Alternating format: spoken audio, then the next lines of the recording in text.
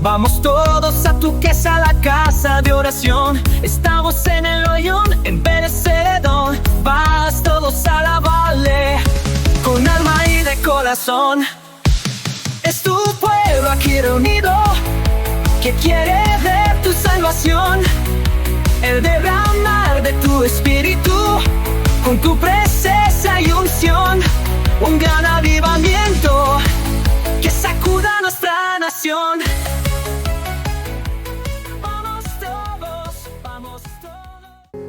Muy buenas noches, hermanos, que el Señor los bendiga en abundancia. Hoy iniciamos un salmo nuevo. Estamos a 2 de agosto, declarando un salmo nuevo. Y para el mes de agosto hemos decidido usar el Salmo 29, el versículo 11 en especial. Y yo quisiera que todos lo pudiéramos leer. Jehová dará poder a su pueblo. Jehová bendecirá a su pueblo con paz. Una de las cosas que más clamamos al Señor es que la paz de Dios esté en nuestros corazones siempre. El mundo no tiene paz, pero los hijos de Dios sí. Dice la Escritura, nos acostamos y dormimos en paz, porque el Señor es el que nos guarda, el que nos sustenta, que nos bendice constantemente. Bueno, hermanos, el tema que les traigo para hoy le he puesto como título: Nada es imposible para Dios. Nada es imposible para Dios. ¿Por qué este tema es tan importante? Porque hay momentos en la vida en los que nosotros nos sentimos como que ya no hay salida. ¿Le ha pasado a usted?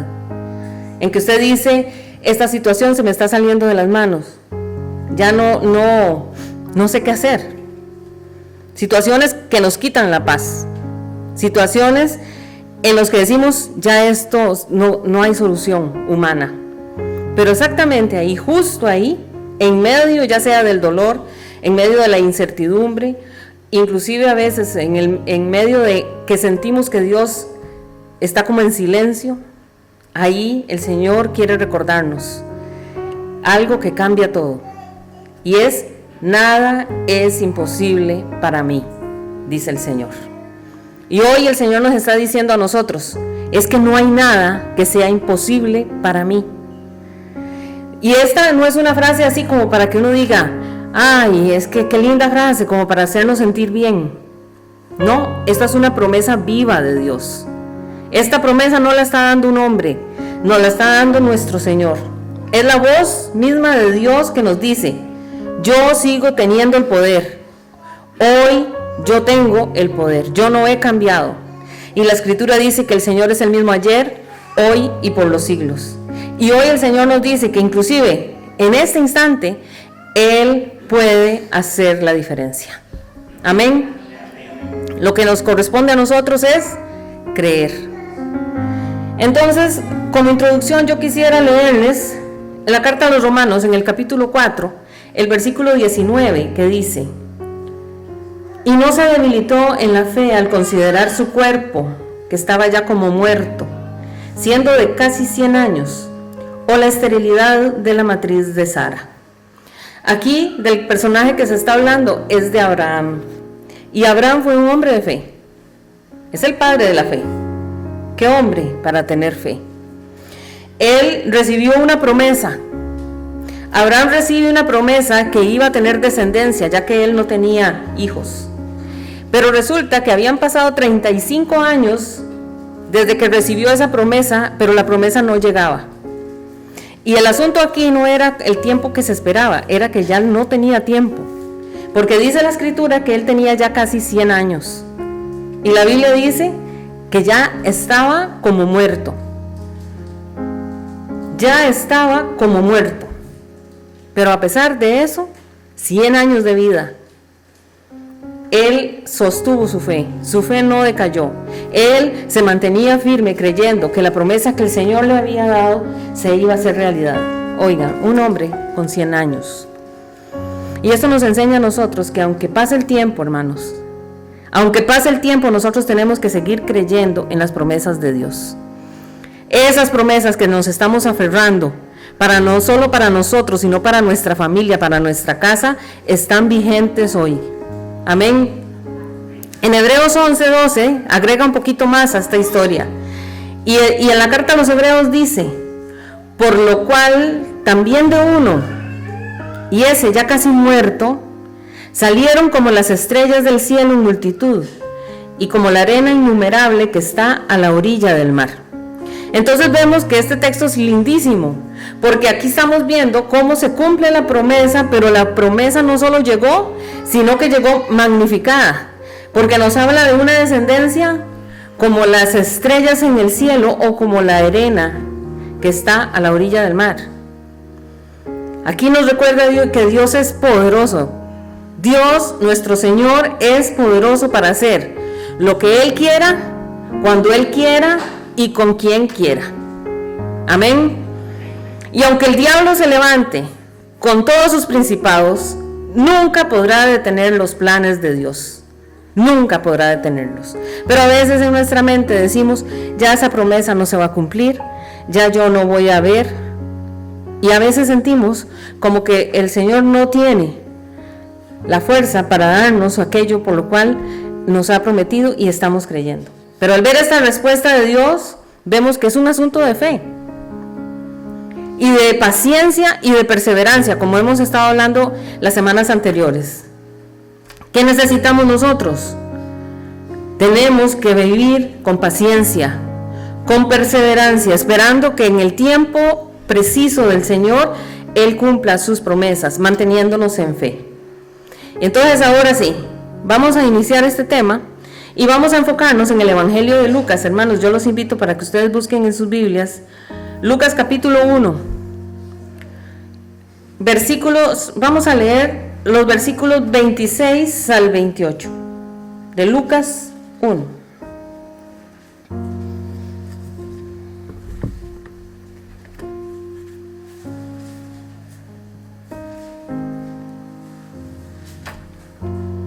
¿Ya lo tienen, hermanos?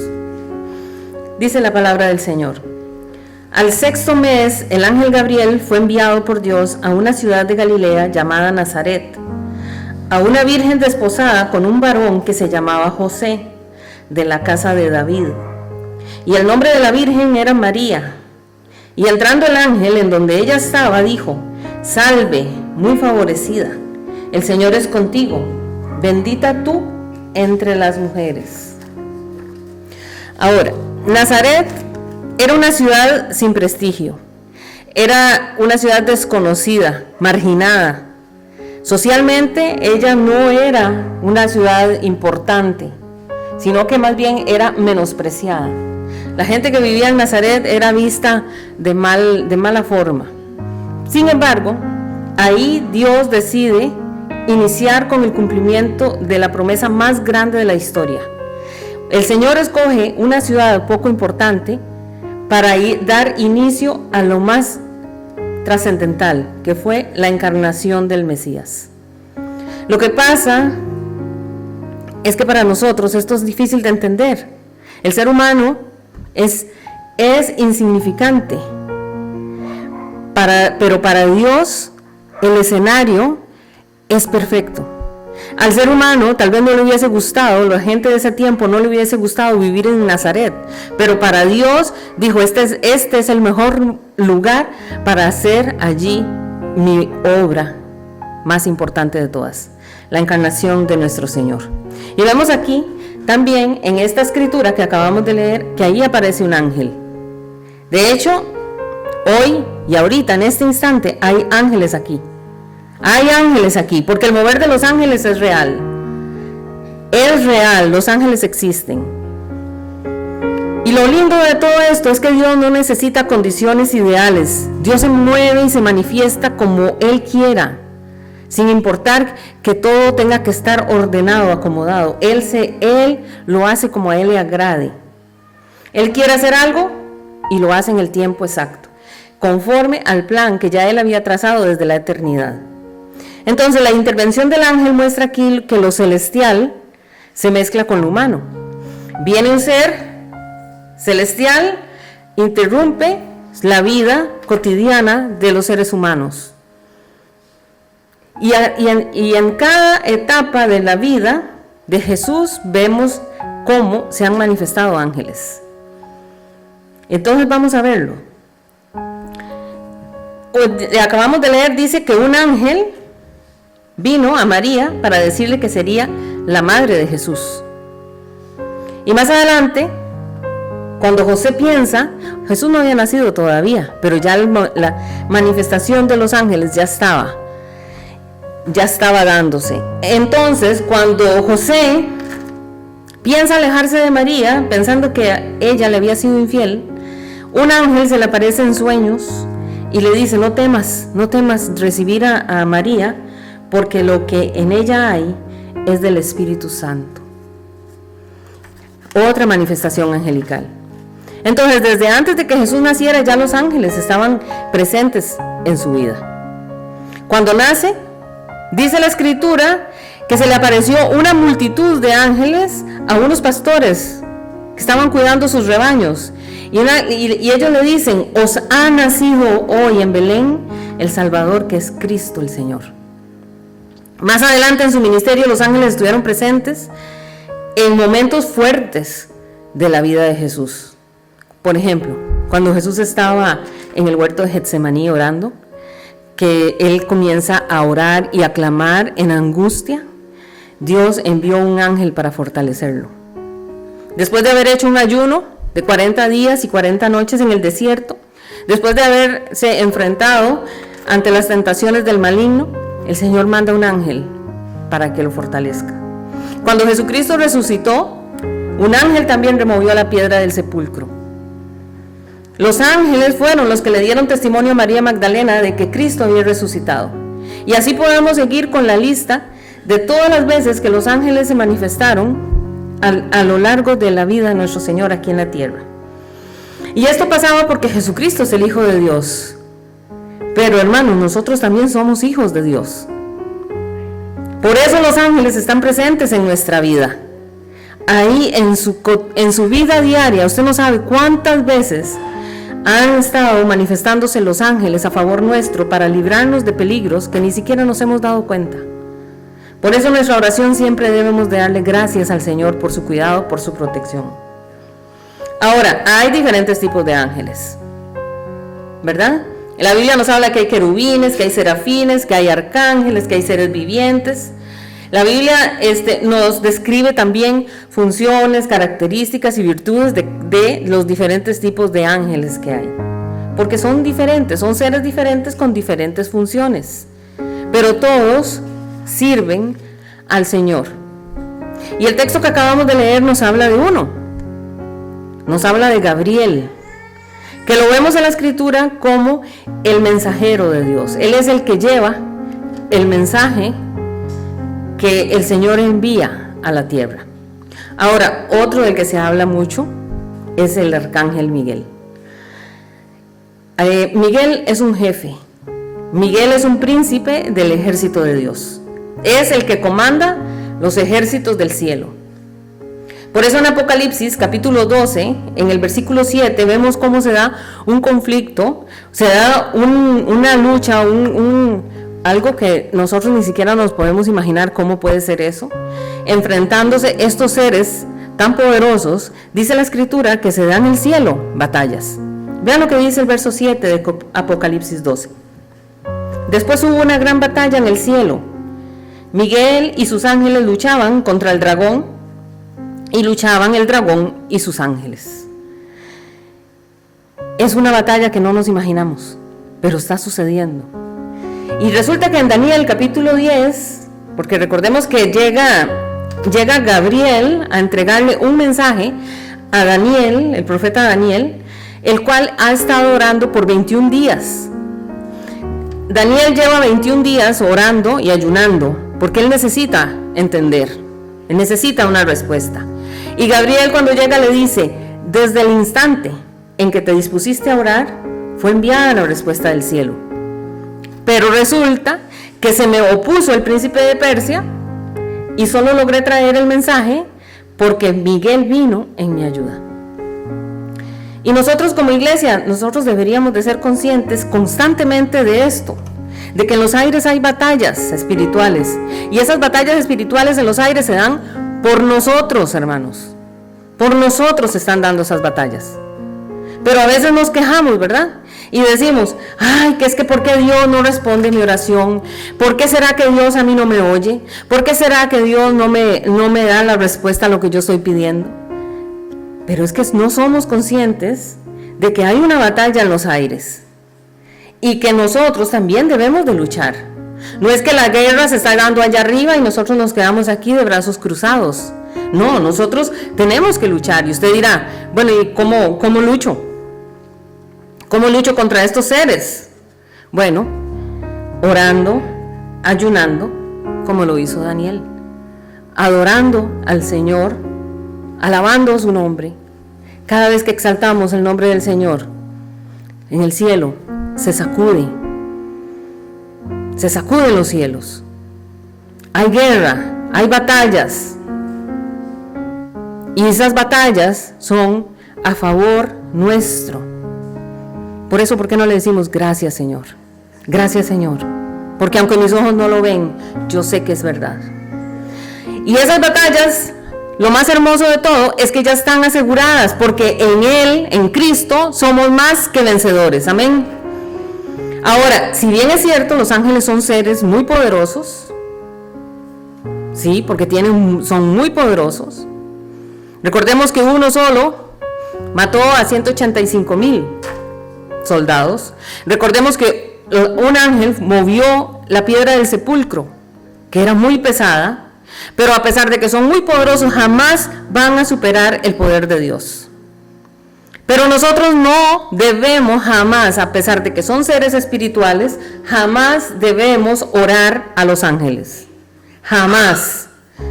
Como cristianos, nosotros no debemos pedir a los ángeles. Nosotros no debemos invocar ángeles. Nosotros no debemos postrarnos ante ángeles. Nosotros oramos a nuestro Padre Celestial en el nombre de nuestro Señor Jesucristo. La Biblia dice que los ángeles sí son espíritus ministradores a favor de los que somos herederos de la salvación. Eso dice la Escritura. Por eso es que Dios envía ángeles para ayudarnos.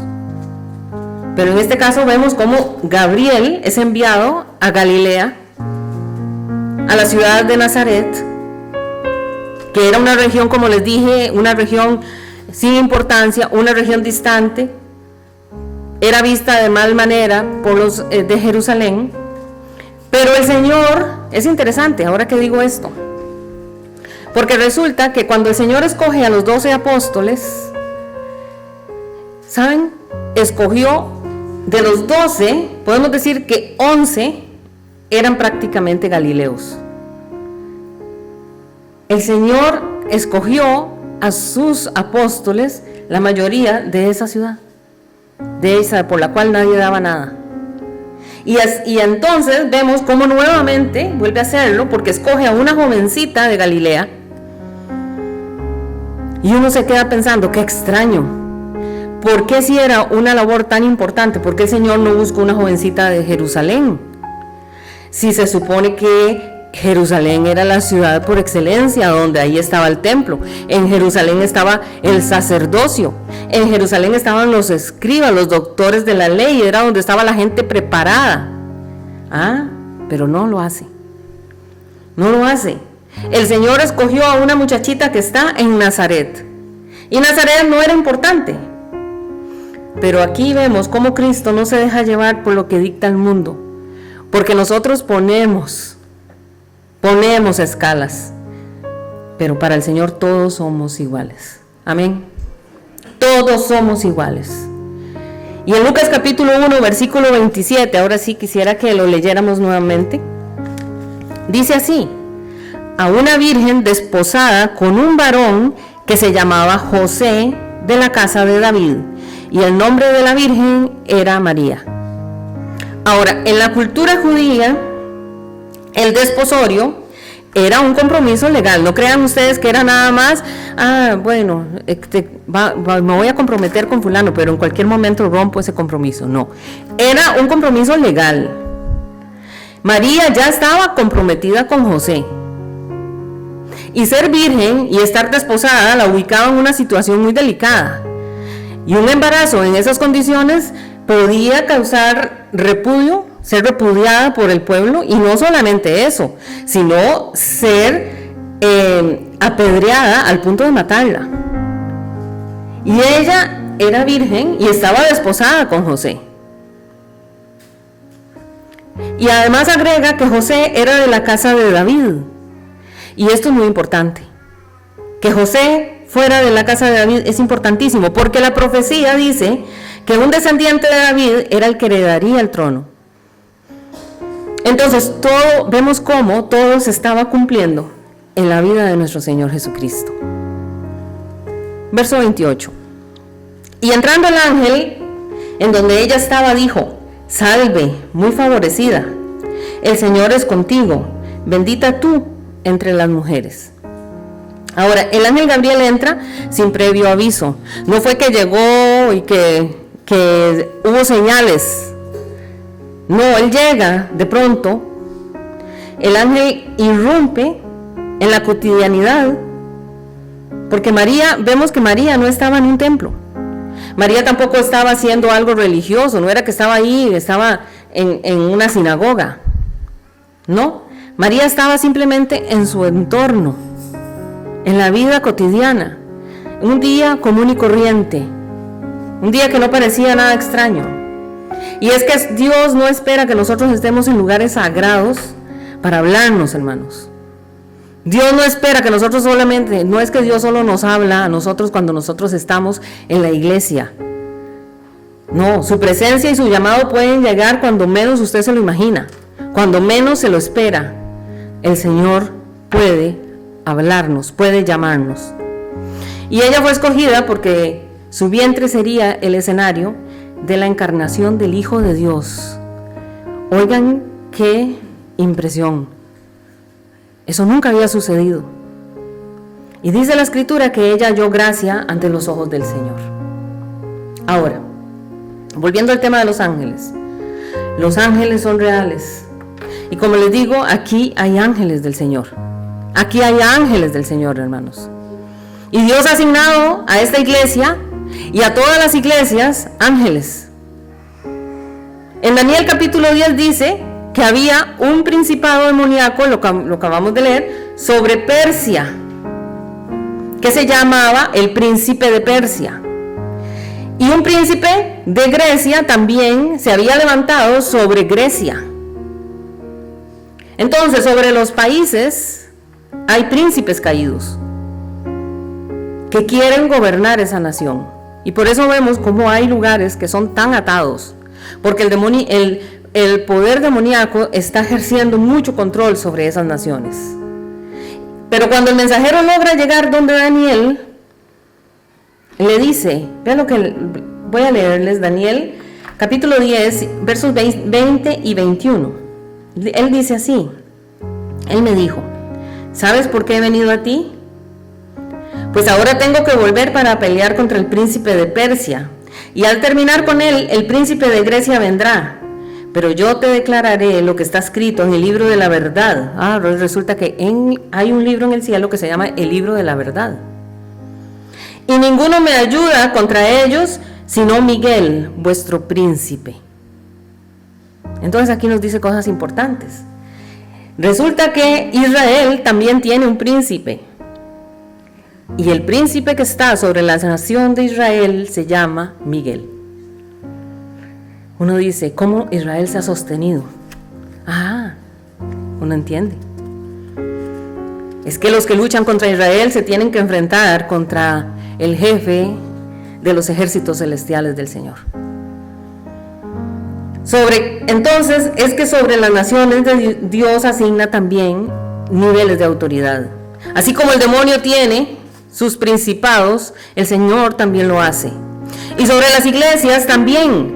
Porque resulta que en el libro de Apocalipsis dice Dios, cuando le dice a Juan, escribe a las iglesias. Y en todas inicia diciendo, escribe al ángel de la iglesia de Filadelfia. Escribe al ángel de la iglesia de Sardis. escribe al ángel de la iglesia de Pérgamo, y así se va con las 7 iglesias.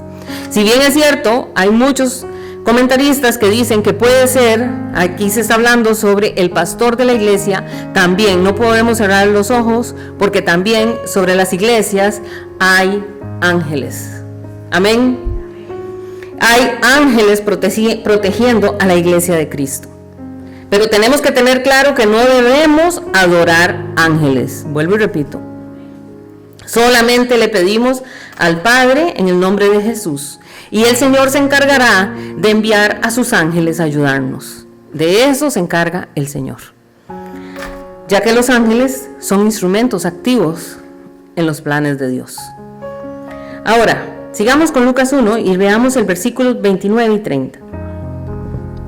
Dice así la palabra: Mas ella, cuando le vio, se turbó por sus palabras y pensaba qué salutación sería esta.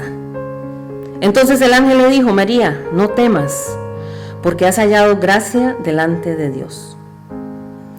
Y resulta que muchas apariciones angelicales que se han dado en la historia, anotadas en la escritura, y para ponerles un ejemplo, el caso de Zacarías, que es el papá de Juan el Bautista, el asombro y el miedo se atribuyen específicamente a la aparición misma del ángel. Ellos quedaban asombrados, como muertos, ¿recuerdan? Daniel es uno que dice que cuando vio a ese ser que le hablaba, cayó como muerto, no tenía fuerzas. Pero en el caso de María, el enfoque no es solamente hacia haber visto al ángel, sino también ella se asombra de lo que le está diciendo el ángel. Y el Señor le está diciendo: no temas, no temas. Hermanos, el Señor hoy nos dice a nosotros también que no temamos, no sintamos temor. No temas. ¿Por qué no debemos de temer? Porque el miedo es el antónimo de la fe. Por fe recibimos bendiciones, pero por miedo perdemos muchas bendiciones. Y muchas cosas que tememos pueden llegar a nuestra vida.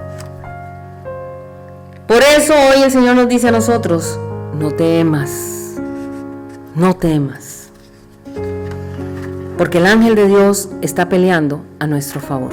Amén. La mano de Dios defiende su casa. Amén. Guarda su matrimonio. Amén. Protege a sus hijos donde quiera que estén. La mano del Señor está con ellos, y nosotros le creemos al Señor y nos aferramos a sus promesas. La mano de Dios está peleando en este momento a favor de la iglesia. Y recordemos que no hay nada que sea imposible para Dios. Entonces el Señor le habla a través del ángel y le dice: no temas, porque has hallado gracia delante de Dios. Entonces María dice, ella se turbó. María no se turbó porque el ángel hubiera llegado ahí todo grosero. No. Porque imagínense lo que es ver semejante ser y que llegue de una manera, no sé, qué sé yo, una espada desenvainada. Uno sí, terror es lo que seguro le da. Pero el ángel no llega de esa manera, sino que le dice: no temas, porque has hallado gracia delante de Dios. Ella se turbó, ella se asombró, porque no entendía por qué alguien, un ser celestial, se dirigía a ella con tanto honor. ¿Qué son esas palabras? Ella no entendía qué era ese saludo tan extraño que le había hecho. Muy favorecida. Ella se enfrentaba a una realidad espiritual que sobrepasaba la lógica humana. Es que eso es difícil de entender. Todavía hoy es difícil de entender, ¿verdad que sí? La encarnación de nuestro Señor es difícil de entender, porque yo estoy segura que ninguno de los que estamos aquí podemos explicar, y ya han pasado más de 2000 años. La turbación no es, hay que tener claro, la turbación no es incredulidad, como la de Zacarías, porque en el caso de Zacarías sí, él dudó. Pero en este caso de María fue más bien de humildad, de asombro. ¿Cómo? ¿Pero por qué me está diciendo esto? Si es como, yo soy inmerecedora de esto. No me merezco todas estas palabras. Ella no se cree digna. Ella no comprende por qué le están dando ese saludo. Y muchas veces cuando Dios nos llama o nos muestra su favor, muchas veces cuando Dios se manifiesta y nos habla, y esa palabra se convierte en una realidad, uno se queda como con un poco de exaltación, como de un poco de confusión, como de temor. ¿Qué fue eso? ¿Qué fue eso? Pero resulta que el temor, hermanos, no es señal de falta de fe. Y ahí tenemos que tener claro. El tener temor no es falta de fe, sino que es una evidencia de que estamos siendo confrontados con algo mayor que nosotros. Y es normal, es normal.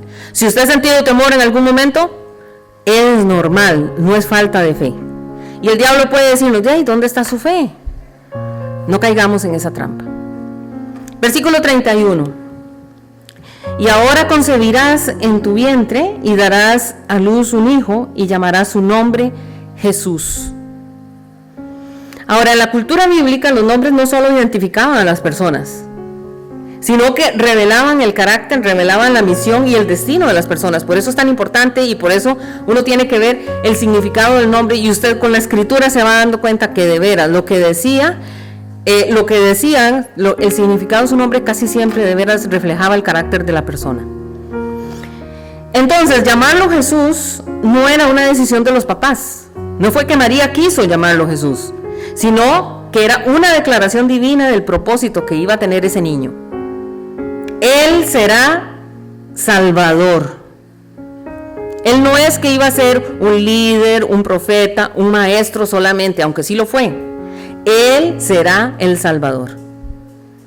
Y la encarnación de Dios en la persona de Jesús, en la teología se le conoce como la hipostática. La hipostática. ¿Qué es? La hipostática es la unión entre la naturaleza divina y la naturaleza humana en una persona llamada Jesucristo. Entonces, podemos entenderlo que Jesucristo es 100% hombre, 100% Dios, por la hipostática que se dio.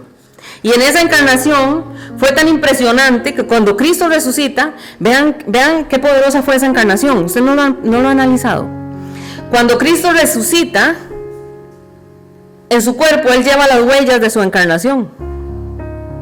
Porque Jesús resucitado y glorificado, Él tenía las huellas de la cruz en sus manos, en sus pies, en el costado, por la lanza. Él tenía allí esas huellas. ¿Por qué? Porque Él había sido encarnado. Y eso es difícil de entender. Todavía, como les digo, todavía hoy nos cuesta trabajo entender eso. Toda la encarnación es difícil de entender para nosotros hoy. Y de hecho, inclusive Pablo, el apóstol Pablo, teniendo una revelación, porque el apóstol Pablo fue un hombre que recibió muchísima revelación de parte del Señor. Y Pablo, siendo Pablo, le escribe a Timoteo y le dice: indiscutiblemente grande es el misterio de la piedad, que Dios fue manifestado en carne. Lo llama un misterio. Y no es fácil de comprender. Eso no se entiende con la mente. No es que nos vamos a sentar ni lo vamos a analizar. Ese es el problema que tiene la gente cuando todo lo quiere razonar. Eso se entiende por la fe. Se recibe por fe. Porque dice la Escritura que sin fe es imposible agradar a Dios. Verso 32. Y sigue diciendo el ángel: este será grande y será llamado Hijo del Altísimo, y el Señor Dios le dará el trono de David su padre.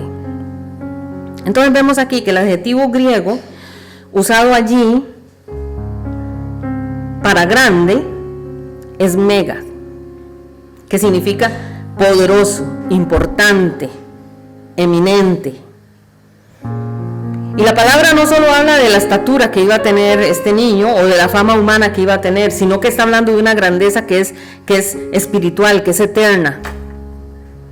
Y un dato interesante aquí es que ahí usted no lee, no dice ahí llegará a ser grande. ¿Vieron?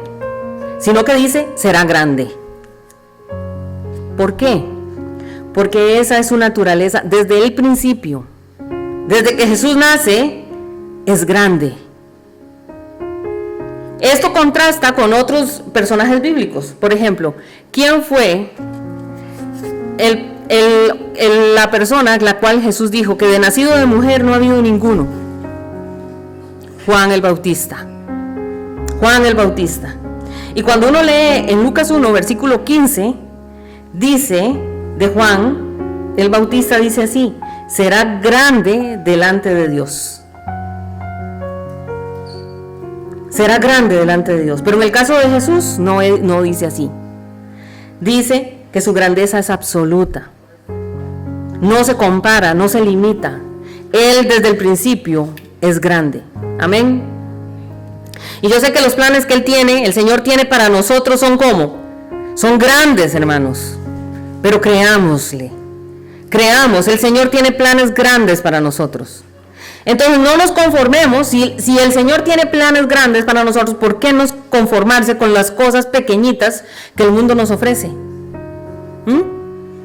¿Por qué nos vamos a quedar con migajas cuando el Señor nos quiere dar todo? Ahora, la palabra Altísimo, tanto en el hebreo como en el griego, significa lo mismo: el más alto. Y lo que nos está diciendo es que nadie está por encima de Dios. No hay nadie que esté por encima de Dios. Por eso, si usted está pasando una situación difícil, busca al Señor. Busca al Señor, porque Él se va a ocupar de sus asuntos. Porque es el Señor el que nos bendice. Nuestro Dios es el más grande. Y las puertas que Él abre, nadie las puede cerrar. Y las puertas que Él cierra, nadie las puede abrir, hermanos. Tenemos que buscar de Él, agarrarnos de Él, afianzarnos de Él. Verso 33. Y reinará sobre la casa de Jacob para siempre, y su reino no tendrá fin. Este anuncio indica que Jesús será el rey legítimo del pueblo de Dios, cumpliendo las promesas hechas a los patriarcas. ¿A quiénes? A Abraham, a Isaac y a Jacob. Y cumpliendo la promesa que Dios le había dado a David. Pero no se trata simplemente de una autoridad política o militar que va a recibir Jesús, sino de un liderazgo espiritual, un liderazgo mesiánico. Pero también se amplía, y esto es hermoso, porque ahí habla que dice: reinará sobre la casa de Jacob, Israel. Y entonces uno dirá: y bueno, ¿y qué? Pero resulta que en el Nuevo Testamento la casa se hace más grande, porque todo aquel que cree en Cristo, sea judío o gentil, pasa a ser parte de la Israel espiritual. Amén. Eso lo dice Romanos y Gálatas. Nosotros pertenecemos a la Israel espiritual. Las promesas de Israel son nuestras también. Porque aunque no somos, nuestro pasaporte no dice que somos de la nación de Israel, nosotros pertenecemos a la Israel espiritual. Y Jesús no reinará sobre un pueblo étnico, sino sobre todos los que forman parte del pueblo de la promesa, y ahí estamos nosotros incluidos. Él se sentará en el trono de David y será rey por siempre, y su reino no tendrá fin. Y es interesante porque en esta tierra han existido diferentes reinos, pero todos han caído. Un día Egipto se levantó como un imperio poderosísimo, pero luego vino el imperio asirio y paz, lo destronó. Estaban los asirios bien cómodos, siendo ellos el imperio dominante, pero luego se levanta el imperio medo-persa y viene y lo destrona. Luego llegan los babilonios, atacan a los medo-persas y se quedan con el imperio. Luego se levanta el imperio griego, y después del imperio griego sigue el imperio romano. Pero todos los imperios han caído. Pero el reino de nuestro Señor Jesucristo será para siempre. Amén. Por eso, si Cristo está con nosotros, hermanos, nosotros somos más que vencedores, porque nuestro Rey es Rey para siempre. Y la Biblia dice que el anticristo al final levantará millones y millones y se hará un ejército súper grande y va a querer oponerse al reino de Dios. Pero el Señor fácilmente, pero mire, facilito, dice la Escritura, lo destruirá. Lo destruye con total facilidad. Porque dígame, ¿quién puede resistir el gobierno de Dios? ¿Quién puede resistir el reinado de nuestro Señor Jesucristo? Nadie puede, porque Él es el más alto. Y en esta casa, el que gobierna y reina se llama Jesucristo. Amén. Y todos nosotros, todos los que estamos aquí, hermanos, le tenemos que rendir nuestro corazón a Cristo, porque Él es el más grande.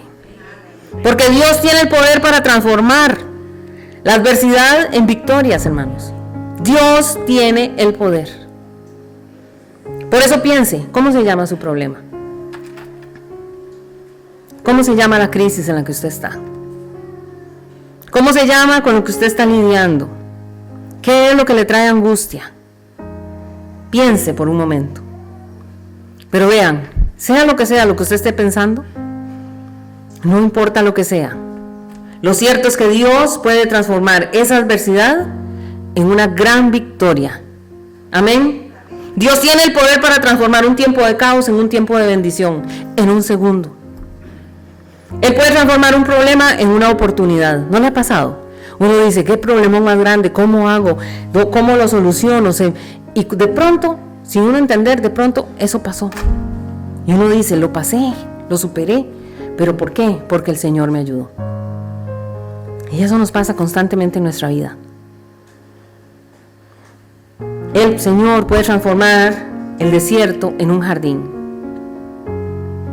Y lo que pasa es que a nosotros no nos gusta pasar por el desierto. A nadie le gusta el desierto. Pero Dios espera que usted sea fiel en el desierto, para que usted luego pueda ser fiel en la tierra de la abundancia. Porque después del desierto, hermanos, viene la bendición. Entonces, dice el verso 34.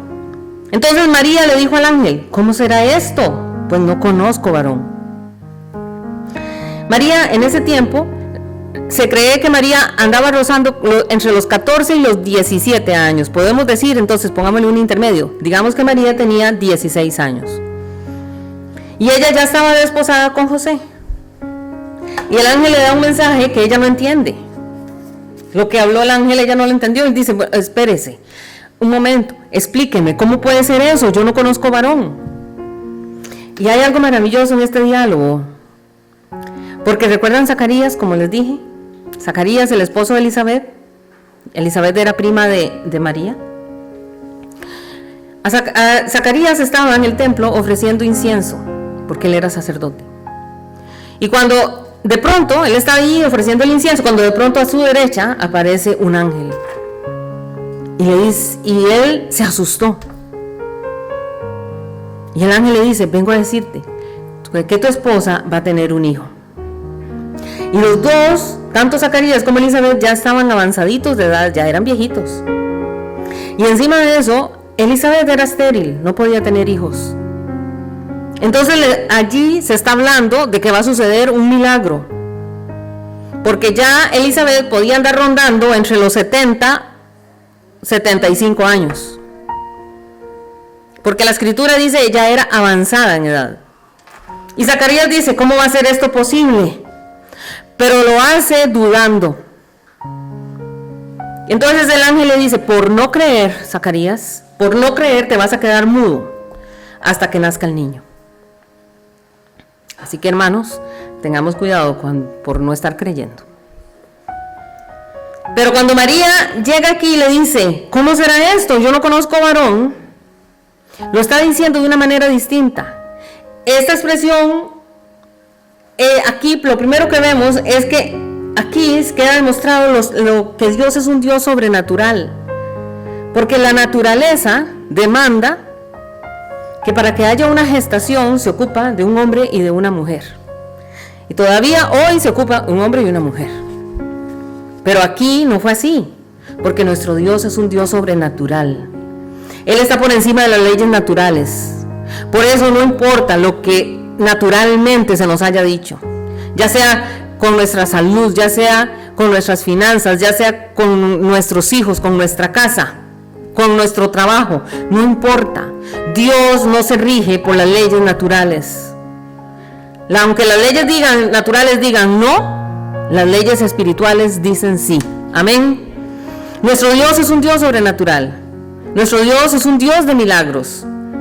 Nuestro Dios es un Dios de imposibles. Y yo sé que muchos estamos esperando milagros, ¿verdad que sí? Y que esta palabra sea como una semillita que se siembre en nuestro corazón. Y que comience a germinar hasta que podamos ver convertido esa semilla en el milagro que tanto estamos esperando.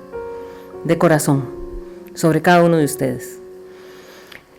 Verso 35. Y respondiendo el ángel le dijo: el Espíritu Santo vendrá sobre ti, y el poder del Altísimo te cubrirá con su sombra. Por lo cual también el santo ser que nacerá será llamado Hijo de Dios. Entonces esto indica que Jesús no tendría un papá humano, sino que será concebido por una acción divina. Esto es un acto soberano de Dios. Esto es milagroso también. Porque Dios no necesita la intervención de un hombre para hacer lo sobrenatural. En este versículo uno también puede ver la Trinidad moviéndose en favor de la humanidad. ¿Lo vieron? Dice así, vean.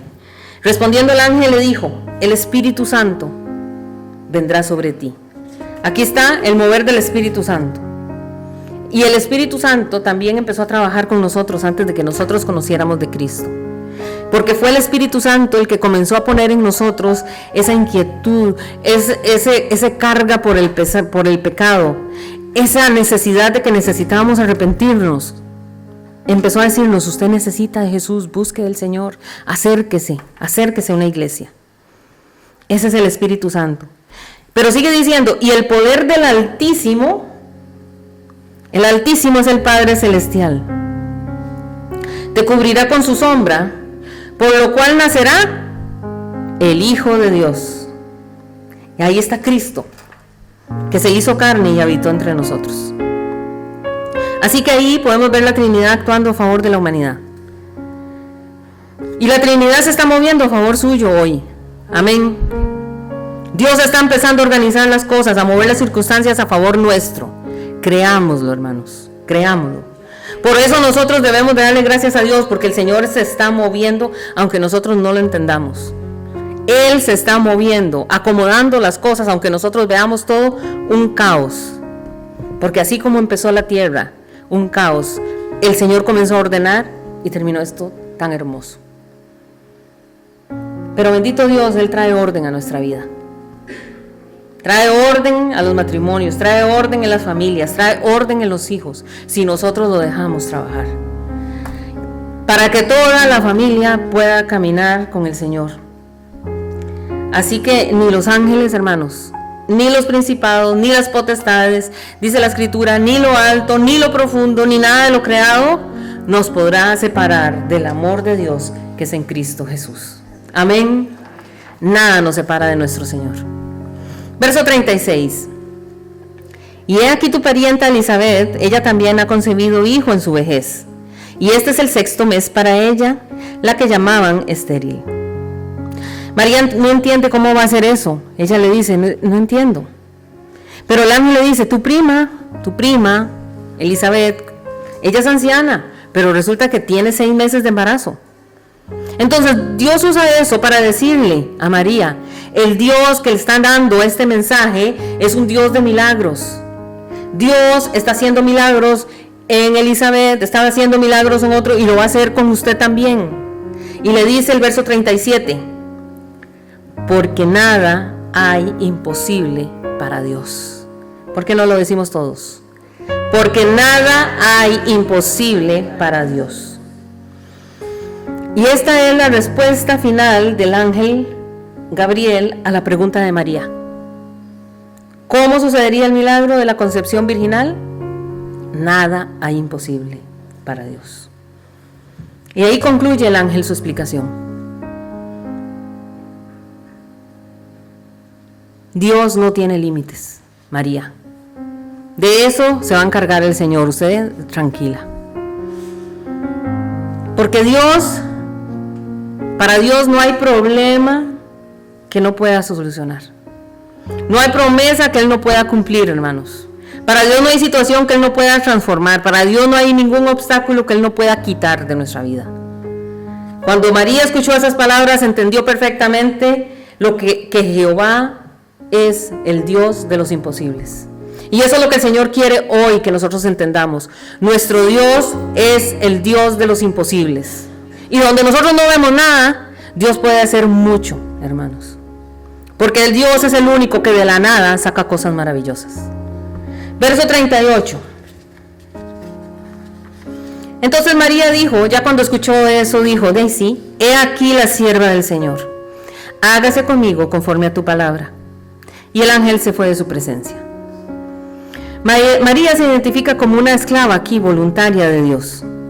Y esta expresión que hace ella, he aquí la sierva del Señor, es una entrega total, en humildad, en disposición a someterse completamente a la voluntad de Dios. Y Dios está esperando exactamente lo mismo de usted y de mí. Dios quiere que usted le diga eso también. Señor, yo me someto a ti. Haz conmigo, Señor, como tú has dispuesto. Y me entrego por completo a Cristo Jesús. Y qué lindo, ¿verdad? Hágase conmigo conforme a tu palabra. Y dice que el ángel se fue de su presencia. Y allí comenzó a darse este proceso tan maravilloso de la encarnación del Hijo de Dios, el cual iba a traer la salvación a la humanidad. El regalo más grande que nuestro Dios pudo dar a la humanidad, ya que con él, ese cordero que iba a ser inmolado, iba a darnos el regalo de nuestra salvación.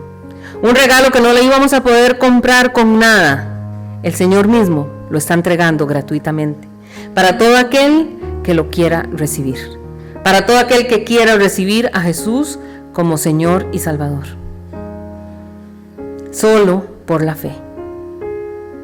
Decir, Señor, me entrego a ti por completo. Haz conmigo como tú quieras, porque yo te recibo como mi Señor y Salvador. El regalo más grande. ¿Por qué no oramos, hermanos?